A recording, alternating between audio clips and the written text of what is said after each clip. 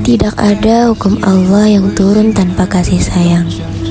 Di setiap tahapan wahyu tersimpan cinta, kesabaran, dan kebijaksanaan. Tapi, sudahkah kita memahami makna di balik proses itu? Kita sering takut dengan kata hukum, tapi dalam Al-Quran, hukum bukan ancaman.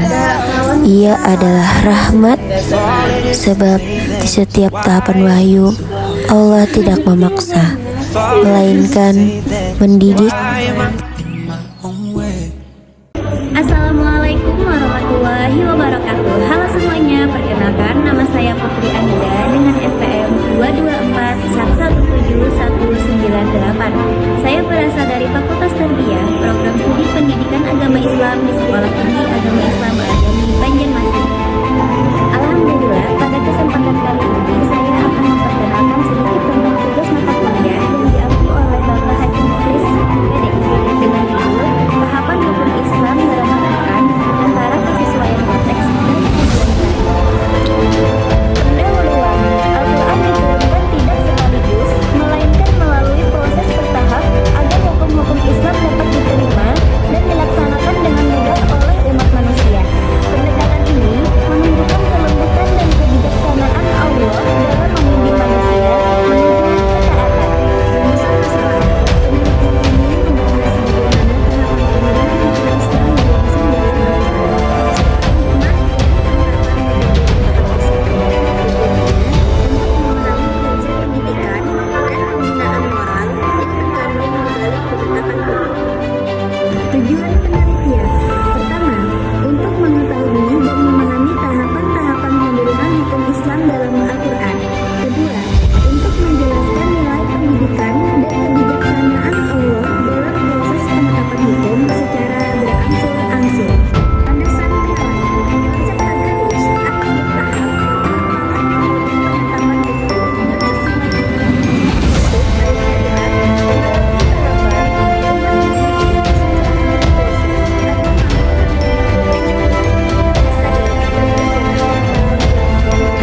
Pembagian tahapan penurunan hukum Islam. Tahapan penurunan hukum Islam dalam Al-Quran dapat dibagi menjadi beberapa bagian penting, yaitu 1. Tahapan persiapan atau makiyah awal.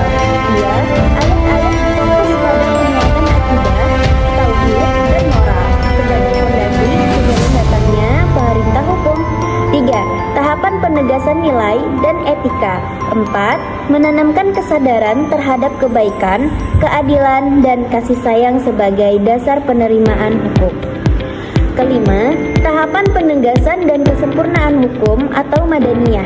Setelah umat siap, hukum ditetapkan secara penuh, meliputi hukum ibadah, muamalah, dan jinayah untuk membentuk masyarakat Islam yang sempurna. Contoh penerapan tahapan.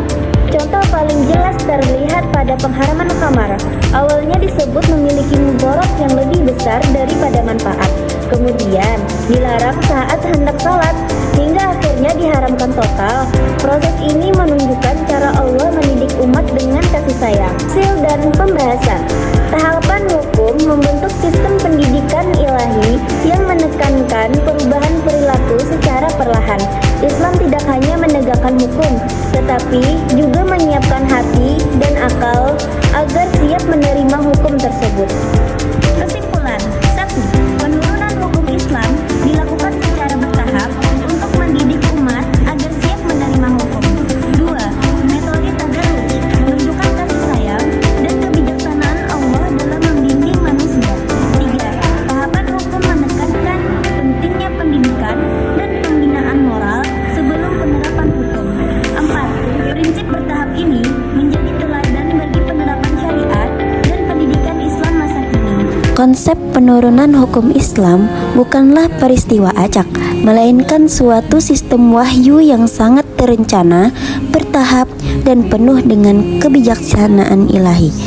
Konsep tadarruj bil ashtari atau penurunan hukum secara bertahap merupakan bentuk rahmat Allah Subhanahu wa Ta'ala kepada manusia, di mana setiap ketentuan hukum diturunkan sesuai dengan tingkat kesiapan spiritual, intelektual, dan sosial masyarakat Arab pada masa Nabi Muhammad SAW. Penurunan hukum Islam secara bertahap menunjukkan bahwa syariat tidak datang untuk membebani manusia, tetapi untuk mendidik dan memanusiakan mereka. Prinsip gradualisme dimulai dari pembentukan pondasi iman dan moral pada periode Mekah, kemudian berlanjut pada pembentukan sistem sosial dan hukum di Madinah, hingga penyempurnaan prinsip keadilan dan kemaslahatan menjelang akhir kenabian.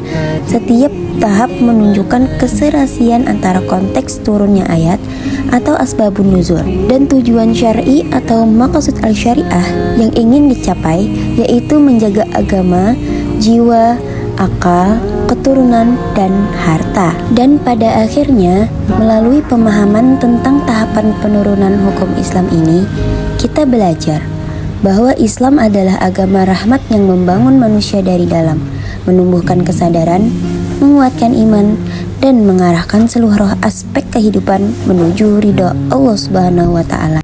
Sekian presentasi artikel dari saya yang berjudul Tahapan Penerapan Hukum Islam dalam Al-Quran antara kesesuaian konteks dan tujuan syar'i. Mohon maaf apabila ada kesalahan. Wassalamualaikum warahmatullahi wabarakatuh.